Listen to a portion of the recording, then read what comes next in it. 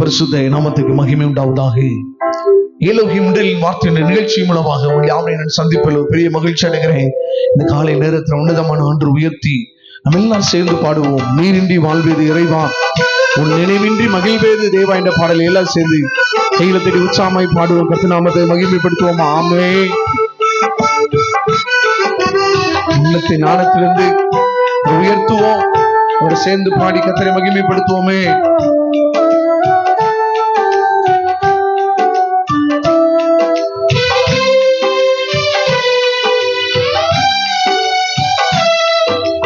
நீரின்றி வாழ்வேது இறைவா, நினைவின்றி மகிழ்வேது தேவா. நீரின்றி வாழ்வேது இறைவா, நினைவின்றி மகிழ்வேது தேவா.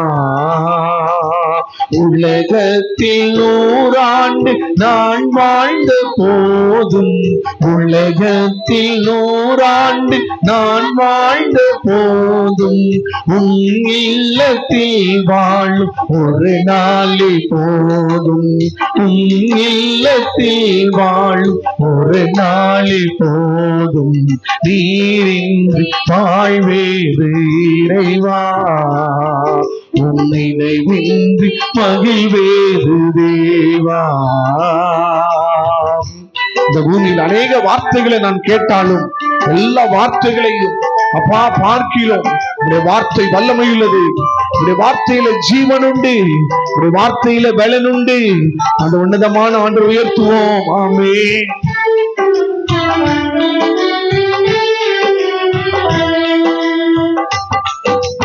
பல கோடி வார்த்தைகள் நான் கேட்ட போதும், இயேசுவே நீ பேசும் ஒரு வார்த்தை போதும்.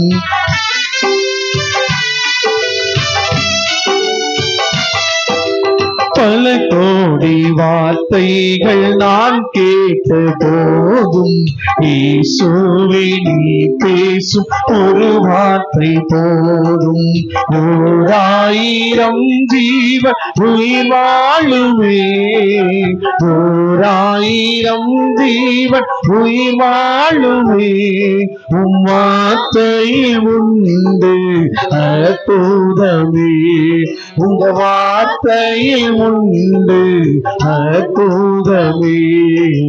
நீரின்றி வாழ்வேது இறைவா, உன் நினைவின்றி மகிழ்வேது தேவா. நீரின்றி வாழ்வேது. எல்லாம் அப்படியே இருக்கிற கண்களை மூடுவோமா. ஆண்டவரே, உம்மை அன்றி இந்த பூமியில ஒரு அணு அசையாது. ஹல்லேலூயா. ஆண்டவரே, நீ சொல்ல ஆகும், நீ கட்டளையிட நிற்கும் ஐயா. உடைய வார்த்தையில வல்லமை இருக்கிறது, உடைய வார்த்தையில ஜீவன் உண்டு, உடைய வார்த்தையில பலன் உண்டு. உடைய வார்த்தை ஒரு மனிதனை உயிர்ப்பிக்கும், உடைய வார்த்தை ஒரு மனிதனை பலப்படுத்தும். இந்த வல்லமையுள்ள வார்த்தையை நம்பி நாங்கள் வந்து நிற்கிறையா. உயிர் தெழுந்தவரை ஆண்டவரே நாங்கள் ஆராதிக்கிறோம், உயிரோடு இருக்கிறவரை ஆராதிக்கிறோம், உயிர்ப்பிக்கிற இயேசுவை நாங்கள் ஆராதிக்கிறோம்.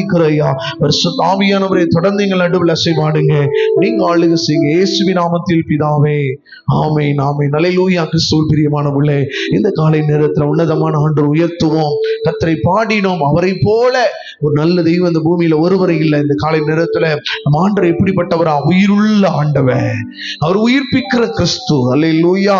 வேதத்தை வாசிக்கும் பொழுது யோபின் புஸ்தகம் 19வது அதிகாரம் 25வது வசனத்துல யோபு பக்தன் இப்படி சொல்லுகிறார், என் மீட்பர் உயிரோடு இருக்கிறார். அல்லேலூயா. வாசிங்க. என் மீட்பர் உயிரோடு இருக்கிறார் என்றும் அவர் கடைசி நாளில் பூமியின் மேல் நிற்பார் என்றும் நான் அறிந்திருக்கிறேன். அல்லேலூயா. என் மீட்பர் உயிரோடு இருக்கிறார், பூமியின் கடைசி நாட்கள் அவர் வந்து நிற்பார். அல்லேலூயா. உயிர்த்தெழுந்த ஆண்டவர், உயிர்ப்பிக்கிற கர்த்தர் இன்னைக்கு நம்ம கூட இருக்கிறார். பிரியமானவர்களே, இங்கே வாசித்த அந்த வேத பகுதிகள்ல வேதம் சொல்லுகிறது, அவர் தாம் சொன்னபடியே உயிர்த்தெழுந்தார் என்று. மத்தேயு சுவிசேஷம் 28வது அதிகாரம் 6ஆம் வசனத்திலே வேதம் சொல்லுகிறது, அவர் உயிர்த்தெழுந்த ஆண்டவர், அவர் மரித்த தெய்வம் இல்லை, அவர் உயிரோடு எழுந்த ஆண்டவரை நாம் தியானித்துக் கொண்டிருக்கிறோம். இன்றைக்கு நம்ம பார்க்கும் பொழுது அந்த உயிர் உயிர்த்தெழுந்த இயேசுவை குறித்து நம்ம தியானிக்கலாம். யோவான் எழுதின சுவிசேஷம் 5வது அதிகாரம் நீங்கள் 21வது வசனத்தை நீங்கள் வாசிக்கலாம். யோவான் 5:21. பிதாவானவர் மரித்தோரை எழுப்பி உயிர்ப்பிக்கிறது போல குமாரனும் தமக்கு சித்தமானவர்களை உயிர்ப்பிக்கிறார். வேதம் சொல்லுகிறது, பிதாவானவர் எப்படி மரித்தோரை உயிர்ப்பித்தாரோ அது போல ஆண்டவராய் இயேசு கிறிஸ்துவும் தமக்கு சித்தமானவர்களை, தமக்கு விருப்பமானவர்களை அவர் உயிர்ப்பிக்கிறார். உயிர்த்தெழுந்த ஈஸ்டர் பண்டிகைக்கு பின்பாக வருகிற இந்த நாட்களிலே ஆண்டவர் உங்களை உயிர்ப்பிக்க விரும்புகிறார். எப்படி பிதாவாகிய தேவன் ஆதாமை தன்னுடைய நாசின் சுவாசத்தினாலே ஊதி அவரை உயிரோடு எழுப்பினார். அல்லேலூயா. எசேக்கியாவின் பள்ளத்தாக்குல தீர்க்க தரிசனம் உரைத்த பொழுது பரிசுத்த ஆவியின் காற்று அவர்கள் மத்தியில் இறங்கினது. என் ஆவியை உங்களுக்குள் வைக்கிறேன் என்று சொல்லி எசேக்கியேல் தீர்க்க தரிசனம் உரைத்த பொழுது கர்த்தருடைய ஆவி அந்த பள்ளத்தாக்குல இறங்கின பொழுது அந்த உலர்ந்து போன எலும்புகள் எப்படி உயிரடைந்ததோ அதே போல இயேசு கிறிஸ்து உயிர்ப்பிப்பார். ஆமென். இயேசு கிறிஸ்து லாசருவை உயிரோடு எழுப்பினார். அல்லேலூயா. நாயின் ஒரு விதவையினுடைய மகனை இயேசு உயிரோடு எழுப்பினார். அந்த ஆண்டவர் நம்மளை உயிர்ப்பிக்கிற கர்த்தராய் இருக்கிறார். இயேசு எப்படிப்பட்ட ஆண்டவருங்க? உயிர்ப்பிக்கிற இயேசு கிறிஸ்து. சங்கீத புஸ்தகம் 19வது சங்கீதம் 7வது வசனத்தை வாசிக்கலாம். கர்த்தருடைய வேதம் குறைவற்றதும் ஆத்துமாவை உயிர்ப்பிக்கிறதுமாய் இருக்கிறது.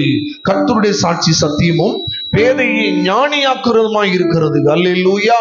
பிரியமான கர்த்தருடைய பிள்ளைகளே, ஆண்டவருடைய வேதம் குறைவற்றது. ஆண்டவருடைய வேதம் எப்படிப்பட்டதாங்க? குறைவற்றது.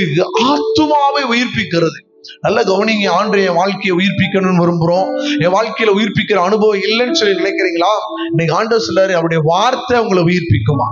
வசனத்தை நீங்கள் கேட்கும் பொழுது, வசனத்தை நீங்கள் தியானிக்கும் பொழுது, வேதத்தை நீங்கள் உட்கொள்ளும் பொழுது இந்த வேதமானது உங்கள் ஆத்துமாவை உயிர்ப்பிக்கிறது. ஆத்துமாவுல சோர்வு வருங்க, ஆத்துமாவுல கவலை இருக்கும், ஆத்துமாவுல துக்கம் இருக்கிறதா? இந்த வேதத்தை நீங்க தியானிக்க தியானிக்க இந்த வேதம் உங்கள் ஆத்துமா, செத்து போன உங்க ஆத்துமாவை, கலங்கி போய் நிற்கிற ஆத்துமாவை அது உயிர்ப்பிக்கிறதா இருக்கிறது. சங்கீதக்காரனாகி தாவீது 119வது சங்கீதம் 25வது வசனத்தை வாசிப்போம். 119:25. என் ஆத்துமா மண்ணோடு ஒட்டி கொண்டிருக்கிறது. உமது வசனத்தின்படி என்னை உயிர்ப்பியும். பாருங்க, இப்படி வசனத்தின்படி என்னை உயிர்ப்பியும். அல்லேலூயா. பாருங்க, தாவீது சொல்றாரு, ஆண்டவர் என் ஆத்துமா மண்ணோடு ஒட்டி இருக்கிறது. இன்னைக்கு அநேகருக்கு இந்த உலகம் தான் கவலையா இருக்குது. உலகத்தினுடைய தேவைகள், உலகத்தினுடைய பாரங்கள், உலகத்தினுடைய மேன்மை, ஆடம்பரம், நகை, பணம், பொருள் தான் இன்னைக்கு அநேகருக்கு அது ஒரு மோகமா இருக்கிறது. ஆனா வேதம் சொல்லுகிறது, அவர் என் ஆத்துமா மண்ணோடு ஒட்டி கொண்டிருக்கிறது. ஆனால் வசனத்தின்படி என்ன உயிர்ப்பிங்கப்பா. வார்த்தையினால கர்த்தர் உங்களை உயிர்ப்பிக்க விரும்புகிறார். இன்னைக்கு அநேகருடைய வாழ்க்கை மண்ணோடு தான் ஒட்டி கிடக்குது, உலகத்தோடு தான் ஒட்டி கிடக்குது, உலக வாழ்க்கையோடு தான் ஒட்டி கிடக்குது, பாவத்தோடு தான் வாழ்க்கை ஒட்டி ஓடிட்டு இருக்குது. ஆனா கர்த்தர் இந்த நாளில, இந்த காலை நேரத்தில் உங்களுடைய ஆத்துமாவை அவர் உயிர்ப்பிக்க வல்லவராய் இருக்கிறார். அல்லேலூயா. அவர் உயிர்ப்பிக்க வல்லவராய் இருக்கிறார். பிரியமானவர்கள், அதே சங்கீதம் 119வது சங்கீதம் 107வது வசனத்தை கூட வாசிப்போம். நான் மிகவும் உபத்திரவப்படுகிறேன், கர்த்தாவே உம்முடைய வசனத்தின்படியே என்னை உயிர்ப்பியும். நான் மிகவும் உபத்திரவப்படுகிறேன், உம்முடைய வசனத்தின்படி உயிர்ப்பியும். உயிர்ப்பிக்கிற இயேசு, உயிர்ப்பிக்கிற ஆண்டவர் சொல்றாருங்க, நான் ரொம்ப உபத்திரவப்படுறேன். உபத்திரவம் இருக்குது, நெருக்கம் இருக்குது, பாடு இருக்குது. ஆனா ஆண்டவர் என்ன செய்ய போற? உயிர்ப்பிக்க போறாரா? எப்படி உயிர்ப்பிப்பாரா? வசனத்தின்படி. அல்லேலூயா. உங்களுடைய ஆத்துமாவை அவர் உயிர்ப்பிப்பாரு, உங்களுடைய சரீரத்தை உயிர்ப்பிப்பாரு. உபத்திரவப்படுற உங்களை கர்த்தர் உயிர்ப்பிக்கிறவராய் இருக்கிறார். அதே சங்கீத புஸ்தகம் 119வது சங்கீதம் 40வது வசனத்தை வாசிப்போம். இதோ உம்முடைய கட்டளைகள் மேல் வாஞ்சையாய் இருக்கிறேன், உமது நீதியால் என்னை உயிர்ப்பியும். பாருங்க, உம்முடைய கட்டளைகள் மேல் நான் வாஞ்சையாய் இருக்கிறேன், உம்முடைய நீதியினாலே என்னை உயிர்ப்பியும். தாவீது சொல்றாரு, நான் என்னை உயிர்ப்பிங்கப்பா உம்முடைய நீதியினாலே. நான் ஆண்டவருடைய வார்த்தையை தியானிக்கிறேன், வார்த்தையை நேசிக்கிறேன், வசனத்தை நேசிக்கிறேன், உம்முடைய நீதியினாலே என்னை உயிர்ப்பியும் என்று சொல்லி சங்கீதக்காரனாகி தாவீது இப்படி சொல்லுகிறார். இதே சங்கீதத்தின் புஸ்தகத்துல 119வது சங்கீதம் 154வது வசனத்தை நம்ம வாசிக்க கேட்போம். எனக்காக நீர் வழக்காடி என்னை மீட்டுக் கொள்ளும், உடைய வார்த்தையின்படியே என்னை உயிர்ப்பியும். பாருங்க, எனக்காக வழக்காடி என்னை மீட்டுக் கொள்ளுங்க. இன்னைக்கு அநேகருக்கு பிரச்சனை இருக்குது, அநேகருக்கு போராட்டம் இருக்குது, அநேகர் வழக்காடிட்டு இருக்கிறாங்க. ஆனா ஆண்டவர் சொல்றாரு, இந்த வழக்காடுறது மத்தியில எனக்குள்ள ஒரு சோர்வு, எனக்குள்ள ஒரு வேதனை. இன்னைக்கு ஆண்டவருடைய வார்த்தை சொல்லுகிறது, நீதியின்படி உயிர்ப்பிப்பார். அல்லேலூயா. அவருடைய வார்த்தையின்படி உயிர்ப்பிப்பார். உங்களோடு வழக்காடி கர்த்தர் உயிர்ப்பிக்கிறவராய் இருக்கிறார். பிரியமானவர்களே, நீங்கள் நான் ஆராதிக்க ஆண்டவர் உயிர்ப்பிக்கிற உயிர்ப்பிக்கிற கர்த்தர். அல்லேலூயா சொல்லுங்களேன். அவர் உயிர்ப்பிக்கிற ஆண்டவர். அதே சங்கீதம் 119 156 வாசிக்கலாம். கர்த்தாவே, உம்முடைய இரக்கங்கள் மிகுதியாய் இருக்கிறது. உமது நியாயங்களின்படி என்னை உயிர்ப்பியும். பாருங்க, உம்முடைய இரக்கங்கள் உடைய நியாயங்களின்படி என்ன செய்யுங்க, உயிர்ப்பீங்க என்று சொல்லி சங்கீதக்காரனாகிய தாவீது சொல்லுகிறான். உயிர்ப்பிக்கப்படுற அனுபவம் என்பது எப்படி ஒரு மனுஷனுக்கு வரும் அப்படின்னா, ஒன்று வார்த்தையினால வரும், இன்னொன்னு வல்லமையினால வரும், ஆவியினால வரும். இங்க பார்க்கிறோம், வார்த்தையினாலே அவர் உயிர்ப்பிக்கிறார், வசனத்தினால உயிர்ப்பிக்கிறார். நல்லா புரிஞ்சுக்கங்க. ஆதாமையும் எசேக்கியால் பள்ளத்தாக்குல அந்த உயிர்ப்பிக்கப்பட்ட அனுபவம் எப்படி வெளிப்பட்டுச்சு அப்படின்னா, ஆவியினால நாசின் சுவாசத்தை ஊதுறாரு, அங்க உயிர்ப்பிக்கப்படுற அனுபவம் நடக்குது. எசேக்கியாவின் பள்ளத்தாக்குல ஆவி கர்த்தர் வைக்கிறாரு, அங்க உயிர்ப்பிக்கப்படுகிற அனுபவம் நடக்கிறது. அல்லேலூயா. பாருங்க, இரண்டாவது நம்ம பார்க்கிறோம், ஆண்டவராகிய இயேசு கிறிஸ்துவை குறித்து நம்ம பார்க்கும் பொழுது அங்க என்ன வெளிப்படுது அப்படின்னா, வார்த்தை வெளிப்படுது. எது வெளிப்படுது? வார்த்தை. என்ன வார்த்தை வெளிப்பட்டுச்சு? லாசருவே வெளியே வா அப்படின்னு சொன்னாரு.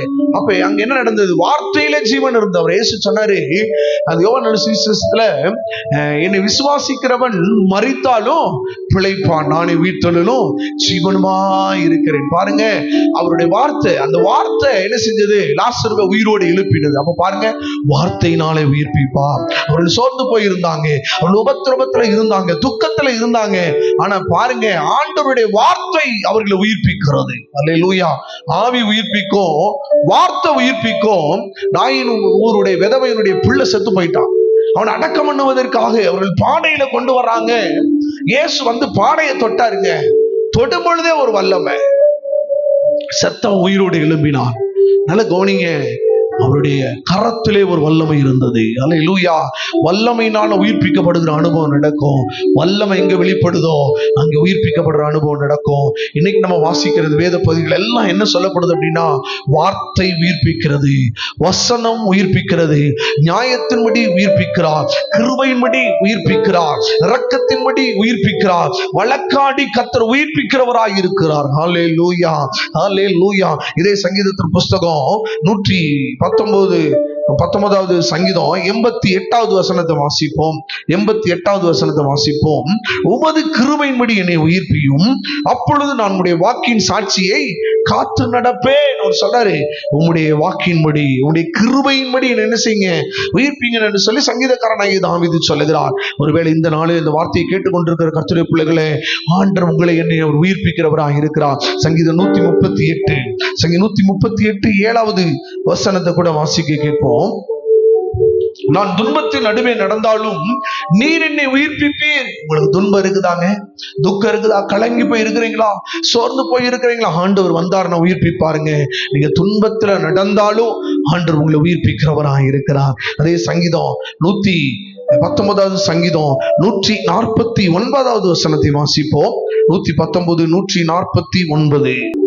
உம்முடைய கிருபையின்படி என் சத்தத்தை கேளும், கர்த்தாவே உம்முடைய நியாயத்தின்படி என்னை உயிர்ப்பியும். பாருங்க, கிருபையின்படி சத்தத்தை கேளும். இன்னைக்கு ஒருவேளை இன்னைக்கு ஆண்டவர் வந்து ஒண்ணு நல்லா தெளிவா பேசிட்டே வராரு. அவருடைய வார்த்தையின்படி, அவருடைய சத்தியத்தின்படி, அவருடைய கிருபையின்படி உங்களை உயிர்ப்பிக்க போறார். அல்லேலூயா. ஆவி உயிர்ப்பித்துச்சு நம்ம கேள்விப்பட்டோம். வல்லமையினால உயிர்ப்பிக்கப்பட்ட அனுபவம் நடந்துச்சு. எலிசா தீர்க்கதரிசி மரிச்சு போயிட்டார். 1 வருஷம் ஆயிடுச்சு. அந்த தண்டுகளை கொண்டு வராங்க. அங்க ஒரு செத்த மனுஷனை எலிசா தீர்க்கதரிசியுடைய கல்லறைக்கு அருகே போடுகிறார்கள். செத்தவனுடைய தீர்க்கதரிசி ஆகிய எலிசாவுடைய எலும்புகளுக்குள்ளாக அந்த செத்த மனிதனுடைய பிரேதங்கள் பட்ட பொழுது அந்த செத்தவன் உயிரோடு எழும்பினான். அல்லேலூயா. ஒருவேளை அந்த வல்லமை எப்படி வெளிப்பட்டுச்சோ அது போல ஆண்டவருடைய வார்த்தை உங்களை உயிர்ப்பிக்க போகிறது. ஆண்டவருடைய வார்த்தை உங்களை உயிர்ப்பிக்கும். துன்பத்துல இருந்தாலும் உயிர்ப்பிக்கும். அநீதியில கர்த்தர் உங்களை உயிர்ப்பிப்பாரு. ஆண்டவர் இரக்கத்தின் நிமித்தமா கர்த்தர் உங்களை உயிர்ப்பிக்க போகிறார். அல்லேலூயா. அவர் சொன்ன ஒரு வார்த்தை உயிர்ப்பிக்கப்பட்ட அனுபவங்களுக்கு நேரம் நடத்த போகிறது. நம்ம எல்லாரும் எப்படி இரு கடங்களில் கண்களை மூடுவோமா? அன்றைய சமூகத்துல கர்த்தாவே என்னை உயிர்ப்பியோன்னு சொல்லி எத்தனை பேர் கேட்க போறீங்க இந்த காலை நேரத்துல?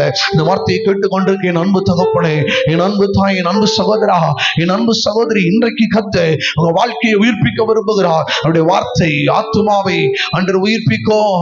அந்த ஆத்துமாவை உயிர்ப்பிக்கும். குறைவற்ற வேதம் வெளிப்படுத்துகிறது ஆண்டுடைய வார்த்தை. அந்த சத்திய வார்த்தை இறங்கி வருகிறது.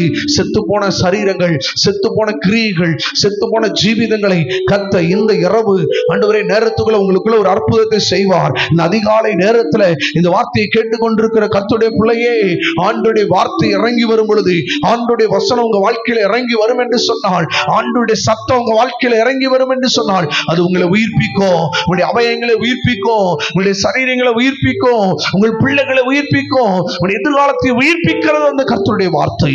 இந்த காலை நேரத்துல இந்த நிகழ்ச்சியை பார்த்து கொண்டிருக்கிற ஒவ்வொருடைய வாழ்க்கையில எல்லா இழப்பு, எல்லா நஷ்டம், எல்லா துக்கம், எல்லா குறைவுகள், எல்லா பக்கமும் தடை, எல்லா வனாந்தரம் சொல்லி சோர்ந்து போய் இருக்கிற எங்க ஜனங்களுக்கு இந்த காலை நேரத்துல அந்த உயிர்த்தெழுந்த வல்லமை, உயிர்ப்பிக்கிற இயேசு கிறிஸ்துவினுடைய வல்லமை இறங்கி வரட்டும். கர்த்தருடைய ஆவியான இறங்கி அப்படியே அற்புதம் செய்ய போற கிருபைகளுக்காக சோதரிக்கிறோம் இயேசுவின் நாமத்தில் பிதாவே. ஆமென், ஆமென். God bless you. கர்த்தர் ஒவ்வொருவரையும் ஆசீர்வதிப்பாராக. ஆமென்.